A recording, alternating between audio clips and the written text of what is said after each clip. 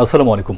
ATN Bangla সংবাদে আপনাদের সবাইকে স্বাগত জানাচ্ছি। আমি ফিরোজ তোহা। শুরুতেই বিআরবি কেবলস সংবাদ শিরোনাম। নাফ নদী থেকে 9 বাংলাদেশি জেলেকে ধরে নিয়ে গেছে মিয়ানমার সীমান্তরক্ষী। পতাকা বৈঠকের চেষ্টা বিজিবির।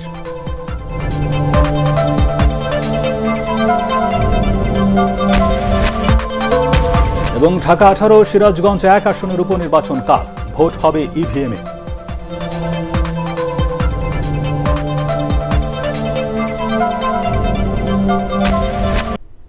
শুনছিলেন বিআরবি কেবলস সংবাদ শিরোনাম।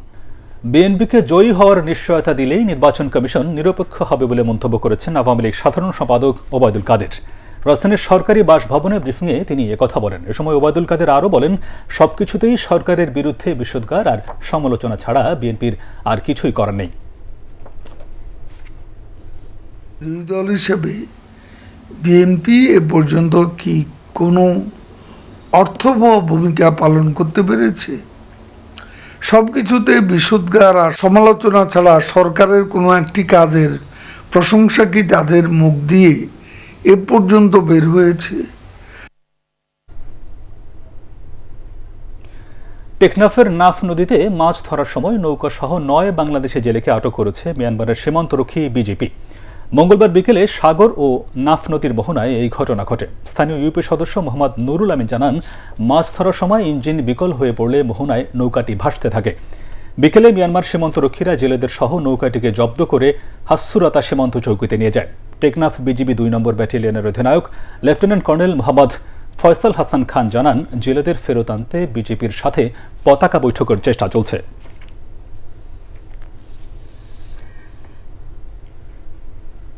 কাল অনুষ্ঠিত হবে ঢাকা 18 ও সিরাজগঞ্জ 1 আসনের উপনির্বাচন। সকাল 8টা থেকে ভোট গ্রহণ শুরু হয়ে চলবে টানা বিকেল 4টা পর্যন্ত। 2 আসনেই ভোট হবে ইলেকট্রনিক ভোটিং মেশিন ইভিএমে। করোনা পরিস্থিতিতে কেন্দ্রে ভোটার এবং দায়িত্বরত কর্মকর্তাদের জন্য মাস্ক পরা বাধ্যতামূলক করেছে নির্বাচন কমিশন। বিস্তারিত জানাচ্ছেন ইকরামুল হক সায়েম।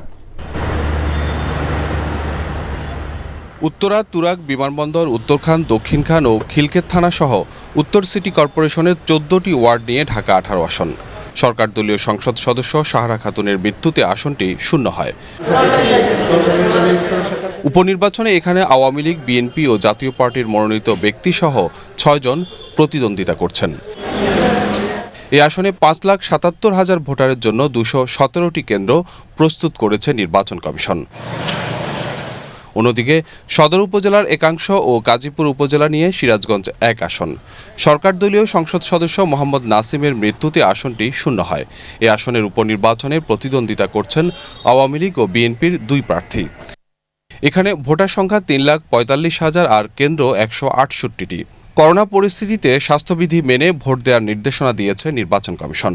ভোটার, ভোট গ্রহণ কর্মকর্তা সহ সংশ্লিষ্টদের মাস্ক পরা সহ স্বাস্থ্যবিধি বাস্তবায়নে নেওয়া হয়েছে নানা ব্যবস্থা। নির্বাচনী এলাকায় মঙ্গলবার মধ্যরাত থেকে শুক্রবার মধ্যরাত পর্যন্ত মোটরসাইকেল এবং ভোটের দিন ট্রাক ও পিকআপ ভ্যান চলাচলে নিষেধাজ্ঞা দিয়েছে ইসি। তবে নির্বাচনের দিন সরকারি ছুটি ঘোষণা করা হয়নি।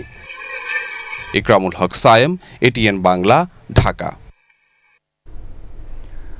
আন্তর্জাতিক মানে পৌঁছতে রগবল খেলোয়াড়দের আরও প্রস্তুতির তাগিদ দিলেন এটিএন বাংলা এবং এটিএন নিউজের chairman doctor Mahfuzur Rahman.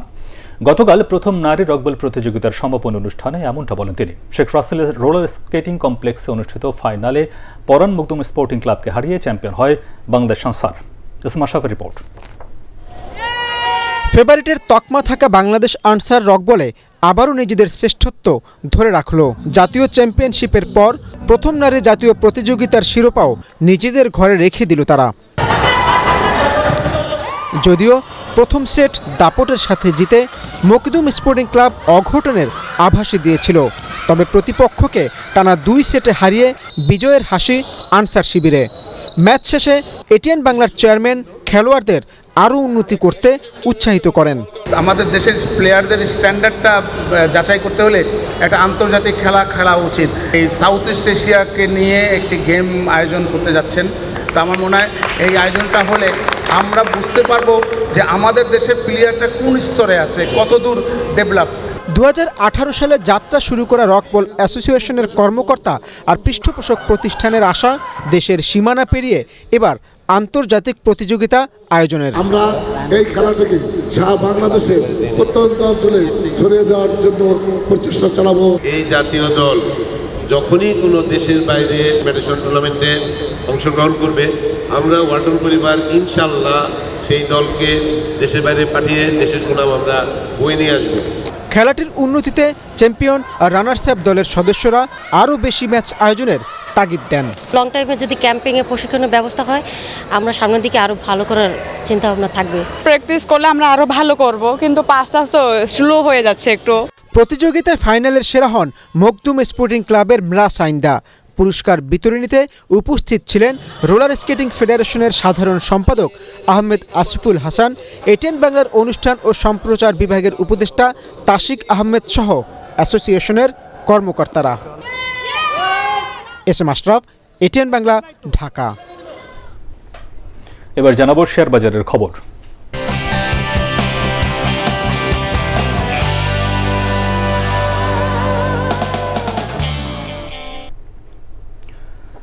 Dhaka stock এক্সচেঞ্জে তালিকাভুক্ত কোম্পানিগুলোর এ পর্যন্ত বিতরণ না হওয়া ডিভিডেন্ডের তথ্য দিতে বলেছে বিএসইসি। গত 5 নভেম্বর কোম্পানিগুলোকে অনিবন্ধিত এবং দাবিহীন নগদ ও স্টক ডিভিডেন্ড এবং বিভিন্ন সাসপেন্স বিও অ্যাকাউন্ট ও ব্যাংক অ্যাকাউন্টে থাকা অনির্ধারিত সিকিউরিটিজ সম্পর্কিত তথ্য জমা দিতে চিঠি পাঠিয়েছে ডিএসই। সংস্থাগুলোকে 10 নভেম্বরের মধ্যে হার্ডকপির পর ইমেইলের মাধ্যমে প্রতিবেদন জমা দিতে বলা হয়। এদিকে গত 5 নভেম্বর ডিএসসি, সিএসসি এবং সিডিবিএলকে এই তথ্য সংগ্রহ করার জন্য একটি নির্দেশনা দিয়ে চিঠি দেয় বিএসইসি।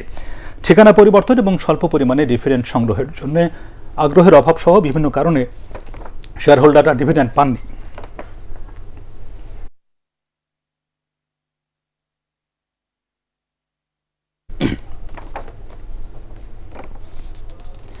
সাইপ পাওয়ারটেক লিমিটেড 30 জুন 2020 সমাপ্ত হিসাব বছরের জন্য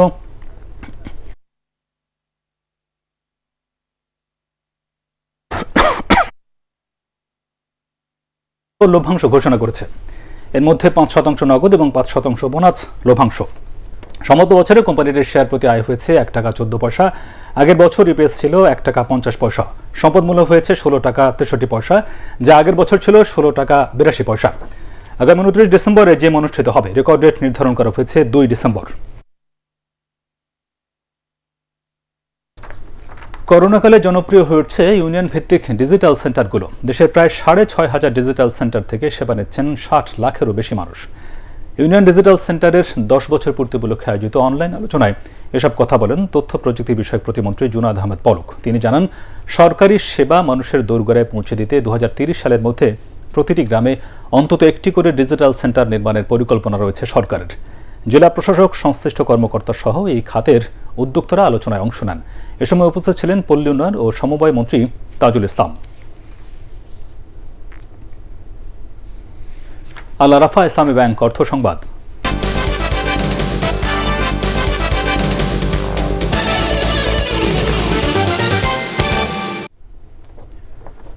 যশোরের শার্শায় একটি ওষুধ প্রস্তুতকারী প্রতিষ্ঠানের কাভার্ড ভ্যান থেকে 1.5 কোটি টাকারও বেশি মূল্যের ভারতীয় চন্দন কাঠ আটক করেছে বিজিবি। মঙ্গলবার রাতে উপজেলার নাফারন সাতক্ষীরা মোড় এলাকা থেকে এই চালানটি আটক করা হয়। যশোর 49 বিজিবি ব্যাটালিয়নের অধিনায়ক লেফটেন্যান্ট কর্নেল সেলিম রেজা জানান, গোপন সংবাদের ভিত্তিতে কাভার্ড ভ্যানটি আটকের পর তল্লাশি চালিয়ে 1040 কেজি চন্দন কাঠ জব্দ করা হয়। ভারতের কেন্দ্রীয় নজরদারির আওতায় আনা হয়েছে দেশটির অনলাইন নিউজ পোর্টাল ও নেটফ্লিক্সের মতো বিনোদন ওয়েবসাইটগুলো। রাষ্ট্রপতি রামনাথ কোবিন্দ স্বাক্ষরিত এক বিজ্ঞপ্তিতে জানানো হয়, কেন্দ্রীয় তথ্য সম্প্রচার মন্ত্রণালয় এখন থেকে পর্যবেক্ষণ করবে এগুলো।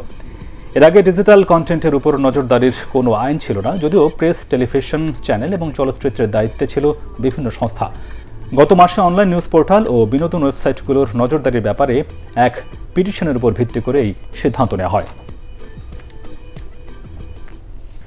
সন্ধানী লাইফ ইন্স্যুরেন্স কোম্পানি লিমিটেড বাণিজ্য সংবাদ।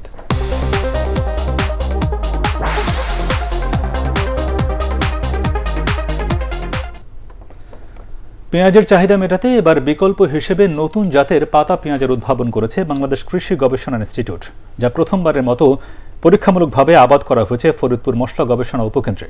স্বাদ ও গন্ধে একই রকম হওয়ায় বাড়ি জাতের এই পাতা পেঁয়াজের প্রতি আগ্রহ বাড়ছে কৃষকদের। ফরিদপুর প্রতিনিধি কামরুজ্জামান সোহেলের রিপোর্ট, জানাচ্ছেন শরফুল আলম।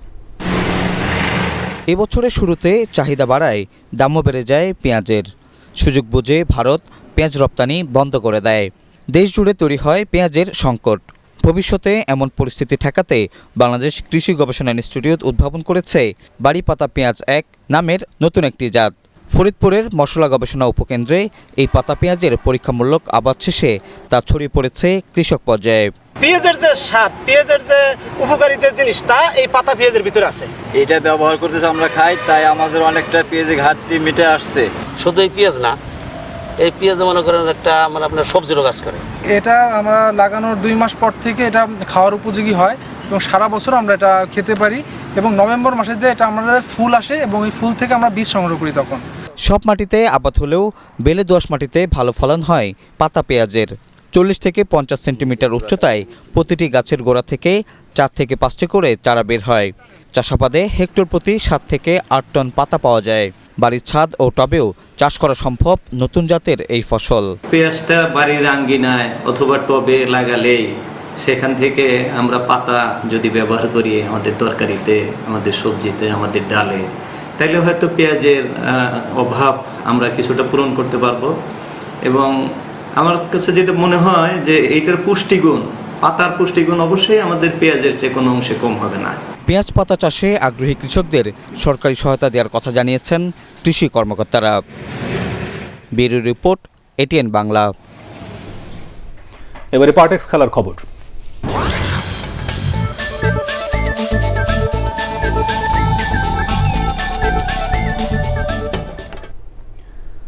দিল্লি ক্যাপিটালসকে 5 উইকেটে হারিয়ে পঞ্চমবারের মতো আইপিএলের শিরোপা উৎসবে মেতেছে মুম্বাই ইন্ডিয়ান্স। দুবাইয়ে 157 রানের লক্ষ্যে নেমে দলকে উড়ন্ত সূচনা এনে দেন কুইন্টন ডিকক এবং রোহিত শর্মা। 20 রানে ডিকক আউট হলেও দলের জয় নিশ্চিত করে মাঠ ছাড়েন রোহিত শর্মা। 51 বলে 68 রান করেন মুম্বাই অধিনায়ক। শিরোপা ধরে রাখার মিশনে 8 বল হাতে রেখেই খেলা শেষ করে নীল শিবির। এর আগে টস জিতে ব্যাটিংয়ে নামা দিল্লি 22 রানে 3 উইকেট হারিয়ে শুরুতেই বিপদে পড়ে। শ্রেয়াস আয়ারের ব্যাটে সেই ধাক্কা তারা সামনে উঠলেও বড় স্কোর তুলতে পারেনি। 65 রান করেন দিল্লি অধিনায়ক। শেষ পর্যন্ত 7 উইকেট হারিয়ে 156 রানে থামে তাদের ইনিংস। এ নিয়ে শেষ 5 আসরে 3বারই ট্রফি নিয়ে উল্লাসে মাতল মুম্বাই ইন্ডিয়ান্স।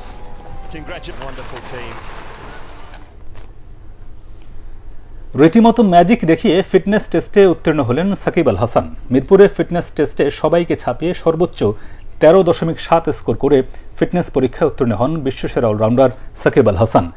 এর আগে 13.6 স্কোর করেছিলেন পেসার মেহেদী হাসান। বঙ্গবন্ধু টি-20 কাপ সামনে রেখে শুরু হয়েছে ক্রিকেটারদের বিপ টেস্ট বা ফিটনেস টেস্ট। এই টুর্নামেন্টের ড্রাফটে নাম তুলতে হলে ক্রিকেটারদের অবশ্যই পাশ করতে হবে এই বিপ টেস্টে।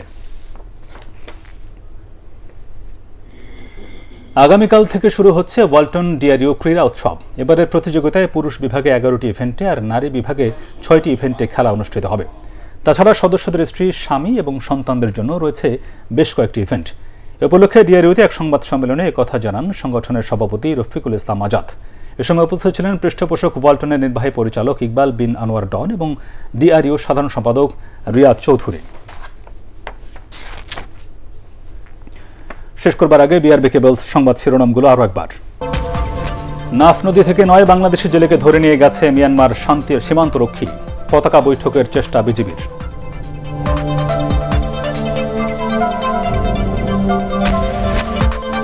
এবং ঢাকা 18 সিরাজগঞ্জ 1 আসনের উপনির্বাচন কাল ভোট হবে ইভিএমে।